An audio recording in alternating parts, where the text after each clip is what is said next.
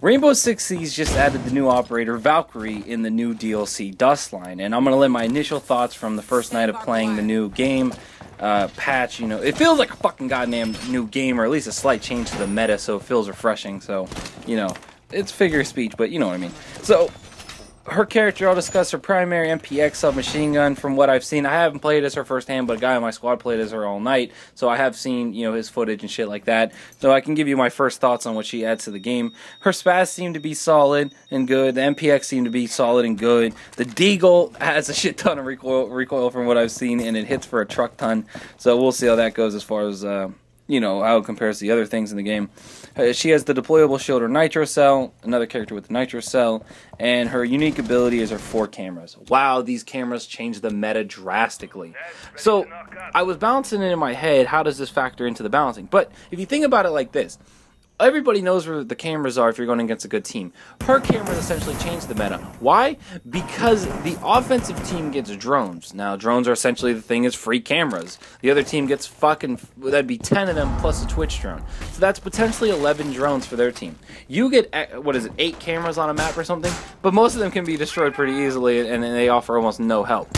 So, she adds to the meta a drastic balance. And so, the key with a lot of games is Twitch shooter reflexes, but this game, when it's a Twitch shooter reflex, it rewards the guy that shoots at the head and has peeker's advantage. But when you add more cameras into the gameplay and balancing, it becomes less about Twitch reflex and shooting and more about actual skill and thinking and problem solving and understanding placement of characters and understanding, you know, where the human's going to go in the next place. So I absolutely love what she adds to this game, because at worst, when her cameras are down, some person's going to shoot it, but that's going to take them out. So either they're going to have to play a stature and get lucky, or IQ and be aware, and just go around the map. So essentially you have a guy on offense taking a hit, playing a little bit more tactically by using IQ, you know, less brute force, you know what I'm saying? So it doesn't really take too much away because their guns equals out, but they're losing a gadget, you know, if they actually needed it or whatever. So that's worst case. Now best case is, and there's also the fact that, yeah, maybe they'll see your camera, but man, the cameras are so fucking good. And as long as you got a good team and good hiding spot, man, I can't wait to see what creative shit the community comes up with for hiding spots. You've seen what they come up with the drones. Just imagine what they're going to do with these things, because you can put them in some crazy places. So that's going to be dope. And then, like I said, best case though, now not only because the cameras are fucking amazing, it's got a higher field of view, as some people call it fish. I just call it higher field of view. It has color. It looks beautiful. It just looks fucking dope. It adds a lot more strategery. It adds a lot more for the extra player on your team that dies first. You know, or extra player, but you know, the first person that dies on your team, they now can completely help the team, because if you put those 4 cameras in extremely tactical spots, them being dead basically doesn't even hurt your team, because now you got an extra guy to fucking tell you what's going on. And this is just a complete game changer to the game's meta.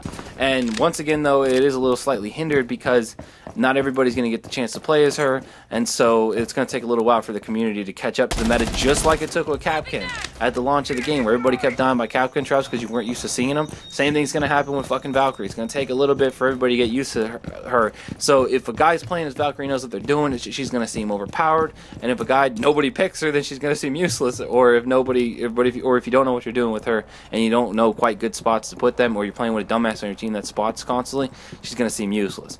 So my thoughts on Valkyrie is her guns and gadgets make her seem like overpowered, like, oh, pay to win type shit, because she got like a really good shotgun, a better SMG than Frost. She's got the overpowered nitro cell as always, and she's got a fucking deagle. And her gadget, however, it isn't completely offensive like Frost is, or defensive, however you want to phrase it.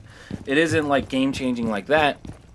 But what it does bring to the table is completely change the meta in a positive way. So in my opinion, she's a fucking amazing addition to the game. Shout out to them for making an actually good fucking character again and again. I'm really impressed by it. It's a shame it took them so long to fucking make Buck actually good and nerf Frost down because she was fucking overpowered.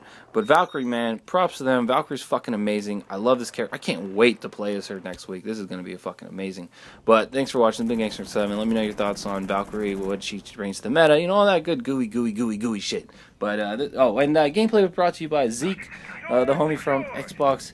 Add him on Xbox, send him messages, call him a scrub, and, or just, don't do that, but, thanks for watching.